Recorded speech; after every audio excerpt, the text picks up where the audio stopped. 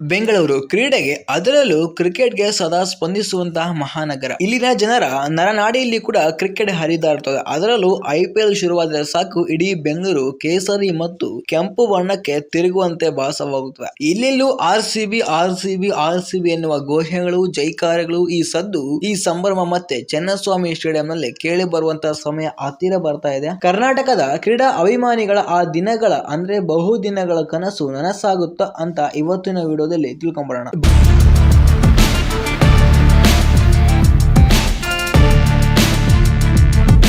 ಬಹುತೇಕ ಹೌದು, ಚಿನ್ನಸ್ವಾಮಿ ಸ್ಟೇಡಿಯಂನಲ್ಲಿ IPL ಪಂದ್ಯಗಳ ಆಯೋಜನೆಗೆ ಕರ್ನಾಟಕ ಸರ್ಕಾರದಿಂದ ಗ್ರೀನ್ ಸಿಗ್ನಲ್ ಸಿಕ್ಕಿದೆ. ಇದರ ಅರ್ಥವೇನು? RCB ಅಭಿಮಾನಿಗಳಿಗೆ ಇದೊಂದು ಸಿಹಿ ಸುದ್ದಿ. ಬನ್ನಿ ಇವತ್ತಿನ ವಿಡಿಯೋದಲ್ಲಿ ಈ ಸಂಭ್ರಮದ ಹಿಂದಿರುವಂತಹ ಸಂಪೂರ್ಣ ಕಥೆಯನ್ನು ತಿಳ್ಕೊಂಬರೋಣ. Hi friends, welcome back to i5 Kannada YouTube channel. ನಾನು ನಿಮ್ಮ ವಿಕ್ಕಿ. ನಮಸ್ಕಾರ ಸ್ನೇಹಿತರೆ. ಇವತ್ತು ನಾವು ಮಾತನಾಡ್ತಿರೋದು ಕರ್ನಾಟಕದ, ಅದರಲ್ಲೂ ಬೆಂಗಳೂರಿನ ಕ್ರೀಡಾ ಅಭಿಮಾನಿಗಳಿಗೆ ಒಂದು ದೊಡ್ಡ ವಿಷಯದ ಬಗ್ಗೆ. IPL ಅಂದ್ರೆ ಬರೀ ಕ್ರಿಕೆಟ್ ಅಲ್ಲ, ಅದೊಂದು ಎಮೋಷನ್. ಅದರಲ್ಲೂ RCB ಅಂದ್ರೆ ಅದೊಂದು ಐಡೆಂಟಿಟಿ, ಒಂದು ಅಭಿಮಾನ, ಒಂದು ಹುಚ್ಚು. ಕಳೆದ ಕೆಲವು ವರ್ಷಗಳಿಂದ ಅಂದ್ರೆ ಕಳೆದ ಕೆಲವು ಸಮಯಗಳಿಂದ ಬೆಂಗಳೂರು ಚಿನ್ನಸ್ವಾಮಿ ಸ್ಟೇಡಿಯಂನಲ್ಲಿ IPL ಪಂದ್ಯಗಳು ನಡೆಯೋದು ಡೌಟ್ ಅಂತ ಮಾತುಗಳು ಕೇಳಿ ಬಂದಿತ್ತು. ಇಡೀ ಕ್ರೀಡಾಂಗಣ ವಲಯದಲ್ಲಿ ಆತಂಕ ಶುರುವಾಗಿತ್ತು. ಆದ್ರೆ ಈಗ ಆ ಆತಂಕ ದೂರವಾಗಿದೆ. ರಾಜ್ಯ ಸರ್ಕಾರ ಸ್ಪಷ್ಟ ನಿರ್ಧಾರ ತೆಗೆದುಕೊಂಡು ಬಂದಿದೆ. ವೀಕ್ಷಕರೇ, ಕರ್ನಾಟಕ ರಾಜ್ಯ ಸರ್ಕಾರ ಕರ್ನಾಟಕದ ಕ್ರಿಕೆಟ್ ಅಸೋಸಿಯೇಷನ್ಗೆ ಅಂದ್ರೆ KSCಗೆ ಚಿನ್ನಸ್ವಾಮಿ ಸ್ಟೇಡಿಯಂನಲ್ಲಿ ಮುಂಬರುವಂತಹ ಇಂಡಿಯನ್ ಪ್ರೀಮಿಯರ್ ಲೀಗ್ ಪಂದ್ಯಾವಳಿಯನ್ನು ನಡೆಸಲು ಅಗತ್ಯವಿರುವಂತಹ ಎಲ್ಲಾ ಬೆಂಬಲ ಮತ್ತು ಅನುಮತಿಗಳನ್ನು ನೀಡುವುದಾಗಿ ಘೋಷಣೆ ಮಾಡಿದೆ.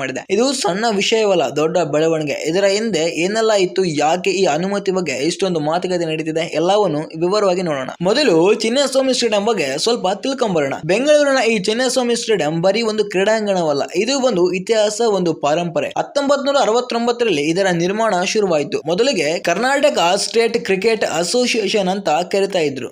ನಂತರ ಕರ್ನಾಟಕದ ಕ್ರಿಕೆಟ್ ನ ಪಿತಾಮಹ ಅಂತಾನೆ ಕರೆಸಿಕೊಳ್ಳುವಂತ ಶ್ರೀ ಎಂ ಚೆನ್ನಸ್ವಾಮಿ ಅವರ ಗೌರವಾನ್ನಕ್ಕಾಗಿ 1980ರಲ್ಲಿ ಚೆನ್ನಸ್ವಾಮಿ ಸ್ಟೇಡಿಯಂ ಅಂತ ಮರುನಾಮಕರಣ ಮಾಡಲಾಯಿತು. ಸುಮಾರು 40,000 ಪ್ರೇಕ್ಷಕರಿಗೆ ಆಸನ ವ್ಯವಸ್ಥೆ ಇರುವಂತಹ ಈ ಸ್ಟೇಡಿಯಂ ಬೆಂಗಳೂರಿನ ಹೆಗ್ಗುರುತು ಆಗಿ ಇವತ್ತು ನಮ್ಮ ಮುಂದೆ ಇದೆ. ವೀಕ್ಷಕರೇ, 1974ರಲ್ಲಿ ವೆಸ್ಟ್ ಇಂಡೀಸ್ ವಿರುದ್ಧ ಭಾರತ ಆಡಿದ ಟೆಸ್ಟ್ ಪಂದ್ಯದ ಮೂಲಕ ಅದು ಅಂತಾರಾಷ್ಟ್ರೀಯ ಕ್ರಿಕೆಟ್ಗೆ ಕಾಲಿಟ್ಟಿತು.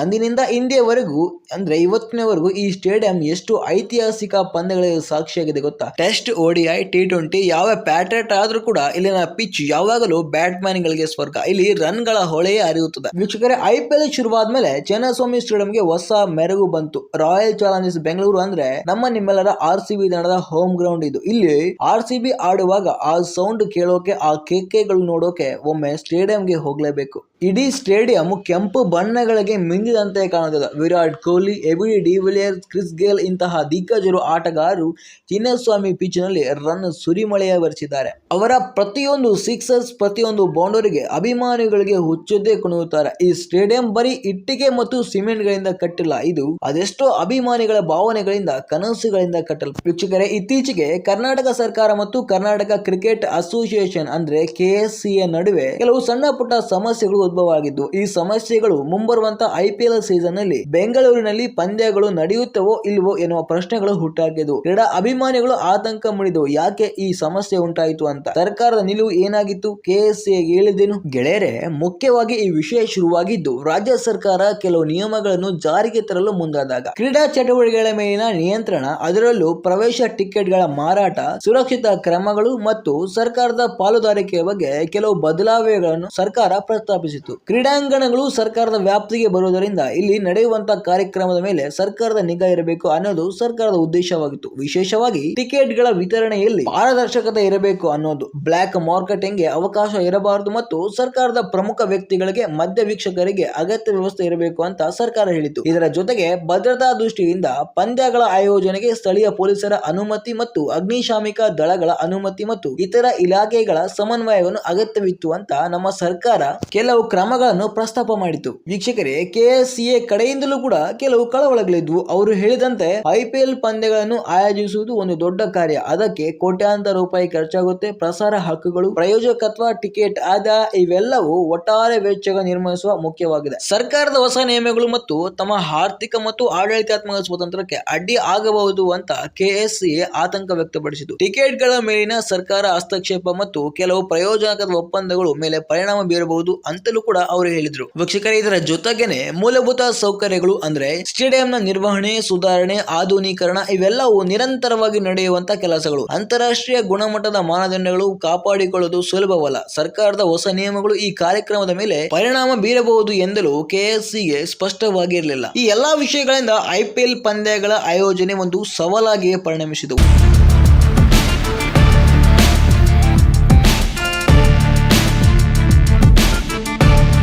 ಒಂದು ಕಡೆ ಸರ್ಕಾರ ತನ್ನ ನೀತಿಯನ್ನು ಜಾರಿಗೆ ತರಲು ಮುಂದಾಗಿತ್ತು, ಇನ್ನೊಂದು ಕಡೆ ಕೆಎಸ್ಸಿಎ ತನ್ನ ಆಡಳಿತಾತ್ಮಕ ಸ್ವತಂತ್ರವನ್ನು ಉಳಿಸಿಕೊಳ್ಳಲು ಪ್ರಯತ್ನಿಸಿತು. ಆದರೆ ಕರ್ನಾಟಕ ಸರ್ಕಾರ ಕ್ರೀಡಾ ವಲಯಕ್ಕೆ, ಅದರಲ್ಲೂ ಕ್ರಿಕೆಟ್ಗೆ ನೀಡುವಂತಹ ಮಹತ್ವವನ್ನು ಅರ್ಥ ಮಾಡಿಕೊಂಡಿತು. ಕರ್ನಾಟಕ ಮುಖ್ಯಮಂತ್ರಿಗಳು, ಕ್ರೀಡಾ ಸಚಿವರು ಮತ್ತು ಇತರ ಹಿರಿಯ ಅಧಿಕಾರಿಗಳು ಈ ವಿಷಯ ಬಗ್ಗೆ ಗಂಭೀರವಾಗಿ ಚರ್ಚೆ ಮಾಡಿದ್ರು. ಕ್ರೀಡಾ ಅಭಿಮಾನಿಗಳ ಮನಸ್ಸುಗಳು ಗೆಲ್ಲುವುದು ಮತ್ತು ರಾಜ್ಯಗಳ ಕ್ರೀಡಾ ಚಟುವಟಿಕೆಗಳಿಗೆ ಪ್ರೋತ್ಸಾಹ ನೀಡುವುದು ಸರ್ಕಾರದ ಉದ್ದೇಶವಾಗಿತ್ತು. ಅದಕ್ಕೆ ಪೂರಕವಾಗಿ ಮುಖ್ಯಮಂತ್ರಿ ಸಿದ್ದರಾಮಯ್ಯನವರು ಕೆಎಸ್ಸಿಎ ಪದಾಧಿಕಾರಿಗಳ ಜೊತೆಗೆ ಸಭೆಯನ್ನು ನಡೆಸಿದ್ದಾರೆ. ಈ ಸಭೆಯಲ್ಲಿ ಎಲ್ಲಾ ಗೊಂದಲಗಳಿಗೆ ಕೂಡ ತೆರೆ ಎಳೆದಿದ್ದಾರೆ. ವೀಕ್ಷಕರೇ, ಸಭೆಯ ಮುಖ್ಯ ಉದ್ದೇಶ ಎರಡೂ ಕಡೆಯ ನಡುವೆ ಇದ್ದ ಸಂವಾದ ಕೊರತೆಯನ್ನು ನೀಗಿಸುವುದು. ಕೆಎಸ್ಸಿಎ ತನ್ನ ಕಳವಳಗಳನ್ನು ಸರ್ಕಾರದ ಮುಂದಿಟ್ಟಿತು. ಸರ್ಕಾರ ತನ್ನ ನಿಲುವುಗಳನ್ನು ಸ್ಪಷ್ಟಪಡಿಸಿತು.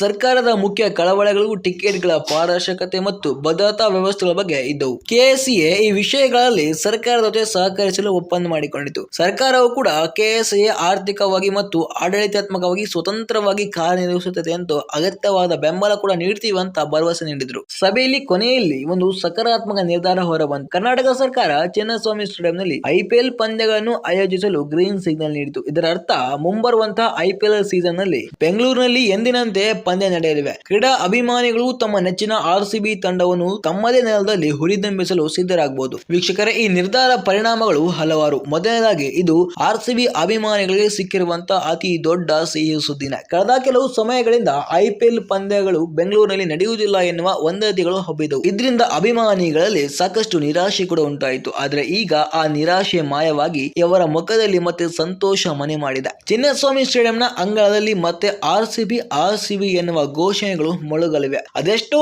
ಆಟಗಾರರು ತಮ್ಮ ಪ್ರತಿಭೆಗಳನ್ನು ಪ್ರದರ್ಶಿಸಲು, ಅದೆಷ್ಟೋ ಅಭಿಮಾನಿಗಳು ತಮ್ಮ ನೆಚ್ಚಿನ ತಂಡವನ್ನು ಬೆಂಬಲಿಸಲು ಸಿದ್ಧರಾಗಿದ್ದಾರೆ. ಎರಡನೇದಾಗಿ, ಇದು ಬೆಂಗಳೂರಿನ ಆರ್ಥಿಕತೆ ದೊಡ್ಡ ಉತ್ತೇಜನ ನೀಡಲಿದೆ. IPL ಪಂದ್ಯಗಳು ನಡೆಯುವುದರಿಂದ ನಗರಕ್ಕೆ ಹೆಚ್ಚಿನ ಜನಸಂಖ್ಯೆಯ ಪ್ರವಾಸಿಗರು ಆಗಮಿಸುತ್ತಾರೆ. ಇದು ಹೋಟೆಲ್, ರೆಸ್ಟೋರೆಂಟ್ ಮತ್ತು ಸಾರಿಗೆ ಮತ್ತು ಇತರ ಸೇವಾ ವಲಯಗಳಿಗೆ ಲಾಭ ತರುತ್ತದೆ. ಇನ್ನು ಸ್ಟೇಡಿಯಂ ಸುತ್ತಮುತ್ತಲಿನ ಸಣ್ಣ ಪುಟ್ಟ ವ್ಯಾಪಾರಿಗಳಿಗೂ ಇದು ದೊಡ್ಡ ಲಾಭ ಆಗಲಿದೆ. ಇಡೀ ನಗರದ ಆರ್ಥಿಕ ಚಟುವಟಿಕೆಗಳಿಗೆ ಒಂದು ದೊಡ್ಡ ಚೈತನ್ಯ ಸಿಕ್ಕದಂತಾಗುತ್ತೆ. ಒಂದು IPL ಪಂದ್ಯ ನಡೆಯುವಾಗ ಕೇವಲ ಕ್ರಿಕೆಟ್ ಮಾತ್ರ ನಡೆಯುವುದಿಲ್ಲ, ಅದೊಂದು ದೊಡ್ಡ ಇವೆಂಟ್. ಇದರಿಂದ ಸಾವಿರಾರು ಜನರಿಗೆ ನೇರ ಮತ್ತು ಪರೋಕ್ಷ ಉದ್ಯೋಗ ಸಿಗುತ್ತದೆ. ಭದ್ರತಾ ಸಿಬ್ಬಂದಿಗಳಿಂದ ಹಿಡಿದು ಆಹಾರ ಪದಾರ್ಥ ಮಾರುವವರು ಮತ್ತು ಸಾರಿಗೆ ವ್ಯವಸ್ಥೆ ಮಾಡುವವರು ಕೂಡ ಇವರಿಂದ ಎಲ್ಲರಿಗೂ ಕೂಡ ಲಾಭ ಆಗುತ್ತೆ. ಇನ್ನು ಮೂರನೇದಾಗಿ, ಇದು ಅಂದ್ರೆ ನಮ್ಮ ರಾಜ್ಯದಲ್ಲಿ ಕ್ರೀಡಾ ಚಟುವಟಿಕೆಗಳಿಗೆ ಮತ್ತಷ್ಟು ಉತ್ತೇಜನ ಸಿಗಲಿದೆ. IPL ನಂತಹ ದೊಡ್ಡ ಕ್ರೀಡಾಕೂಟಗಳು ಯುವ ಪೀಳಿಗೆಗೆ ಕ್ರೀಡೆಗಳತ್ತ ಆಕರ್ಷಿಸುವ ಪ್ರೇರಣೆ ಮಾಡಲಿದೆ. ಕ್ರಿಕೆಟ್ ನಲ್ಲಿ ವೃತ್ತಿ ಜೀವನ ರೂಪಿಸಿಕೊಳ್ಳಲು ಬಯಸುವವರಿಗೆ ಇದು ಒಂದು ಸ್ಫೂರ್ತಿ ನೀಡಿದಂತಾಗುತ್ತೆ. ರಾಜ್ಯದಲ್ಲಿ ಕ್ರೀಡಾ ಮೂಲಸೌಕರ್ಯಗಳ ಅಭಿವೃದ್ಧಿಗೆ ಮತ್ತಷ್ಟು ಹೂಡಿಕೆಗಳು ಬರಲು ಇದು ಕಾರಣವಾಗಬಹುದು. ರಾಜ್ಯ ಸರ್ಕಾರದ ಕ್ರೀಡೆಗೆ ನೀಡುವಂತಹ ಬೆಂಬಲ ಅಂತಾರಾಷ್ಟ್ರೀಯ ಮಟ್ಟದಲ್ಲಿ ಕರ್ನಾಟಕ ಪ್ರತಿಷ್ಠೆಗಳನ್ನು ಹೆಚ್ಚು ಮಾಡುತ್ತದೆ. ಆದ್ರೆ ಈ ಗ್ರೀನ್ ಸಿಗ್ನಲ್ ಸಿಕ್ಕ ಮಾತ್ರಕ್ಕೆ ಎಲ್ಲ ಮುಗಿದೋಯ್ತು ಅಂತಲ್ಲ. ಇನ್ನು ಕೆಲವು ವಾಸ್ತವವನ್ನು ನಾವು ಅರ್ಥ ಮಾಡಿಕೊಳ್ಳಬೇಕು. ಕರ್ನಾಟಕ ಸರ್ಕಾರ ಮತ್ತು ಕೆಎಸ್ಸಿಎ ನಡುವಿನ ಈ ಒಪ್ಪಂದ ಪರಸ್ಪರ ಸಹಕಾರ ಮತ್ತು ನಂಬಿಕೆಯ ಆಧಾರದ ಮೇಲೆ ನಿಂತಿದೆ. ಮುಂದಿನ ದಿನಗಳಲ್ಲಿ ಎರಡೂ ಕಡೆಯವರು ತಮ್ಮ ಭರವಸೆಗಳನ್ನು ಉಳಿಸಿಕೊಳ್ಳಬೇಕು, ಸರ್ಕಾರದ ನಿಯಮಗಳನ್ನು ಪಾಲಿಸಬೇಕು.